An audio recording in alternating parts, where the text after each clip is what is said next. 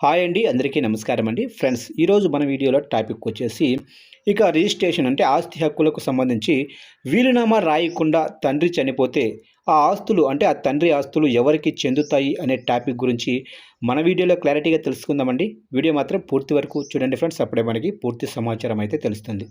Late చేయకుండా టాపిక్లోకి వెళ్ళిపోదాము. ఇక వీలునామా లేకుండా మరణించిన వ్యక్తి ఆస్తుల పంపకానికి సంబంధించి హిందూ వారసత్వ చట్టం ప్రకారం ఉన్న నిబంధనను ఏంటి అనేది న్యాయ నిపుణులు వివరించారు. ఇక ఒక వ్యక్తి తన ఆస్తిని ఎవరికి ఇవ్వాలో ముందే వీలునామా రాయకుండా మరణిస్తే ఆ ఆస్తి పంపకం విషయంలో అనేక చిక్కులు తలెత్తుతాయి. ఇక ఇలాంటి సందర్భాల్లో హిందూ వారసత్వ చట్టం 1956, 2005 సవరణ చట్టం కీలక పాత్రలు పోషిస్తాయి. ఈ చట్టం ప్రకారం వారసులను 2 వర్గాలుగా విభజిస్తారు. ఇక మొదటిగా ప్రథమ శ్రేణి వారసులు అంటే ఆస్తి పంపకంలో వీరికి మొదటి ప్రాధాన్యత ఉంటుంది. మరణించిన వ్యక్తి ఆస్తిని వీరికే సమానంగా పంచుతారు. తండ్రికి హక్కు ఉండదు, కేవలం తల్లికి మాత్రమే ప్రథమ శ్రేణిలో హక్కు ఉంటుంది. ఇక భార్య ఆస్తిలో సమాన వాటా పొందుతుంది. ఇక కుమారులు కుమార్తెలు 2025 సవరణ ప్రకారం కుమార్తెలకు కూడా కుమారులతో సమానంగా ఆస్తి హక్కు ఉంటుంది. ఇక మరణించిన కుమారుడు కుమార్తె సంతానం ఒకవేళ వారసులు ముందే మరణించి ఉంటే వారి వాటా వారి పిల్లలకు అంటే మనవళ్ళు మనవరాళ్లకు చెందుతుంది. ఇక దత్తత పిల్లలు చట్టబద్ధంగా దత్తత తీసుకున్న పిల్లలకు కూడా సొంత పిల్లలతో సమానమైన హక్కులు ఉంటాయి. ఇక రెండో ఆప్షన్ వచ్చేసి ద్వితీయ శ్రేణి వారసులు.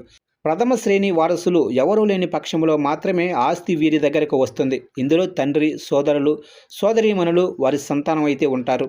ఇక ఆస్తుల బదిలీకి చట్టబద్ధంగా ఈ కింది పత్రాలు అవసరం. డెత్ సర్టిఫికెట్ అంటే మరణించినట్లు అధికారిక రుజువు. ఫ్యామిలీ మెంబర్ సర్టిఫికెట్ అంటే కుటుంబ సభ్యుల వివరాల కోసం.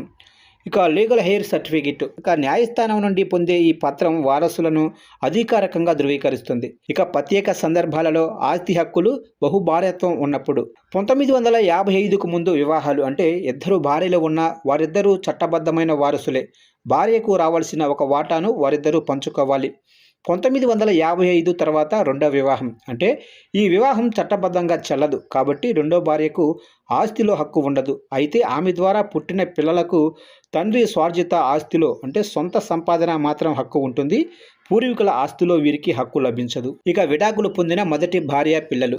భార్యకు విడాకులు ఇచ్చినంత మాత్రాన పిల్లలతో రక్త సంబంధం తెగిపోదు, కాబట్టి మొదటి భార్య సంతానానికి తండ్రి ఆస్తిలో చట్టబద్ధమైన వాటా ఉంటుంది. విడాకుల సమయంలోనే పిల్లల సెటిల్మెంట్ పూర్తి చేసుకుంటే ఆ నిబంధనల ప్రకారం ఉంటుంది. లేని పక్షంలో వారు వాటా కోరవచ్చు.